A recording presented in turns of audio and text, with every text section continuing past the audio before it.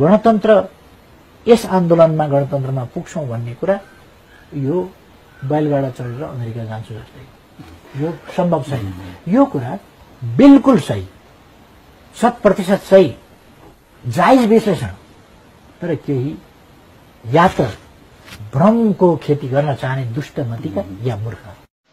Gen Z पुस्तालाई पिर पर्यो अरे, राम्रो लागेन अरे, जेनजी पुस्ता भन्ने चाहिँ कुनै ठगी खाने भाडो म सरकारलाई भन्न चाहन्छु, दुर्गा प्रसाईलाई तुरुन्त छोड्नुस्, बोल्नै नपाइने पनि हुन्छ। एमाले नेतृत्व माथि छोएका दिन देश ठप्प हुनु पर्दछ, यो सरकार ढल्नु पर्दछ, ढालिने छ यो सरकार।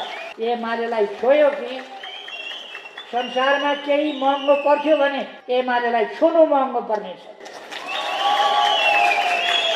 कुराले होइन, कामले तयार हुनु पर्दछ, गरेर देखाउनु पर्दछ। सकेट पनि सबैले बाग्लो बाग्लो हान्ने भन्नु है। এটা 2 मिनेट लाग्छ।